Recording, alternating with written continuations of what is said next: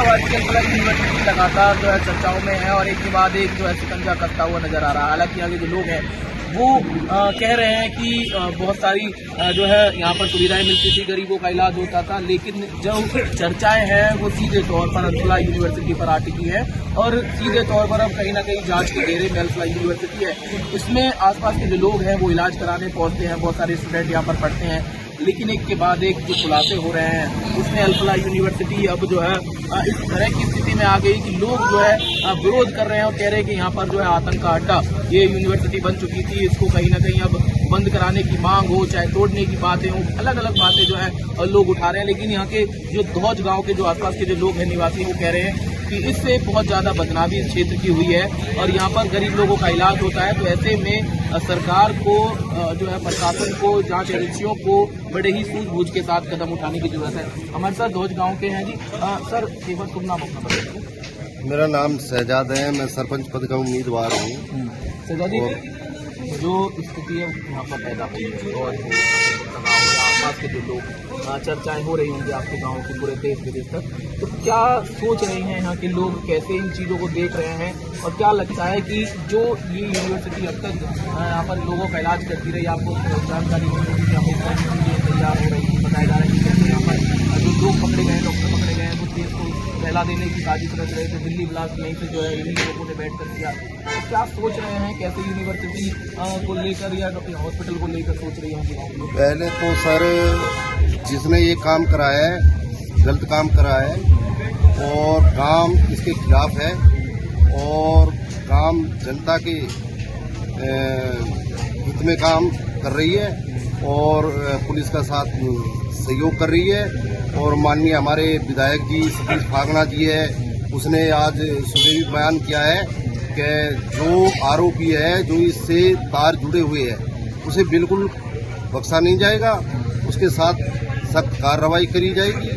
और मैं कहना चाहता हूँ जो हमारे अल्फला से जो गरीब आदमी है, जिनके पास बेचारे के पास इलाज करवाने के लिए कोई पैसा देने का कोई साधन नहीं है, उनका यहाँ इलाज होता था फ्री में इलाज, कोई 10 रुपये नहीं, ना कोई दवाई की, ना कोई इंजेक्शन की, आज तक कोई 1 रुपया भी खर्चा नहीं हुआ। एक्चुअली मैंने भी अपनी घरवाली का इसमें ऑपरेशन करवाया था बच्चादानी का, तो उसमें मेरा 10 रुपये खर्चा नहीं हुआ।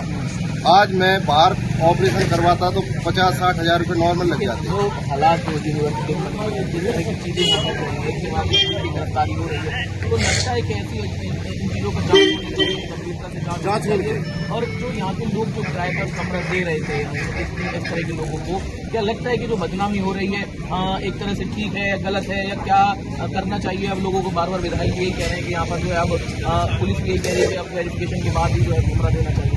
ऐसा है जी, पहले तो किसी को नहीं पता थी इस बात की, लेकिन अब तो जनता जागरूक हो गई है। सभी आधार कार्ड लेके नहीं और थाने में अपना वेरीफाई करवाएंगे, तभी कमरा दे पाएंगे। और रही किसी ने पहले जो कमरे देते थे, उन्हें बस छोटा मोटा लालच रहता था कि 1000-2000 रुपये में चलो भाई ले लिया, ना कोई आधार देखा ना कुछ देखा, ठीक है चलो डॉक्टर है एक और दे दिया 1000-1200 रुपये में, ठीक है। उसे बेचारे को ये नहीं पता थी कि इसमें क्या है क्या नहीं है, उसने देखा भी नहीं है, एक बुजुर्ग आदमी है, ठीक है। तो हम तो गाँव वासियों से भी और NIT फरीदाबाद विधानसभा क्षेत्र में जितने भी ये रूम रेंट के कमरे हैं, सबसे यही कहना चाहेंगे कि आधार कार्ड लो, उनके बारे में इंक्वायरी पूछो, उनसे ये पूछो कि आप क्या करते हो क्या नहीं करते हो।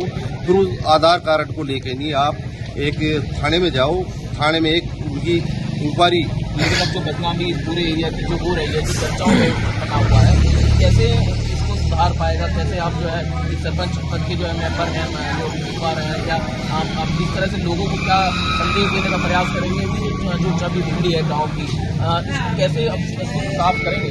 देखो जी, जो काम की बदनामी होगी वे तो हो ही गई है, लेकिन ये हमने अपनी लाइफ में पहली बार देखा है। और जी जो आरोपी है उनके साथ सख्त कार्रवाई हो, और पुलिस हमारी बढ़िया काम कर रही है, बढ़िया सहयोग कर रही है, और इसमें गांव भी साथ देगा और हर चीज में बढ़ चढ़ के भाग लेगा। देखिए ये थे जो है दौज गांव के निवासी, और लगातार जिस तरह से ये अल्फा यूनिवर्सिटी सवालों के घेरे में है और जांच अब आगे बढ़ती जा रही है। ईडी ने अलग अलग जगह पर जाकर इससे जुड़े हुए जो ठिकाने हैं उन पर छापेमारी की है और जांच जो है आगे बढ़ती जा रही है। लेकिन यहाँ के जो लोग हैं वो कह रहे हैं कि जो भी इस यूनिवर्सिटी में हुआ और उसके बाद आसपास जहां पर विस्फोटक सामग्री बरामद हुई, उसके बाद जो गांव में चर्चा में आया, दौज गांव हो चाहे फतेहपुर तगा हो या आसपास के लगते हुए क्षेत्रों, उसमें कहीं ना कहीं लोगों के गांव की जो है वो बदनामी होती हुई नजर आ रही है। ऐसे में सुधारने के लिए सरकार के साथ दे रहे हैं, पुलिस का सहयोग दे रहे हैं और कह रहे हैं कि आगे से किसी भी किराएदार को बिना वेरिफिकेशन किए कमरा नहीं दिया जाएगा। इस तरह की जो अपीलें हैं वो लगातार लोगों से की जा रही हैं। लेकिन अब जो जांच है वो आगे बढ़ रही है और देखने वाली बात होगी कि तार कहां तक जाते हैं और क्या क्या नए खुलासे होते हैं। सहयोगी राकेश के साथ संदीप 24/7 न्यूज फरीदाबाद।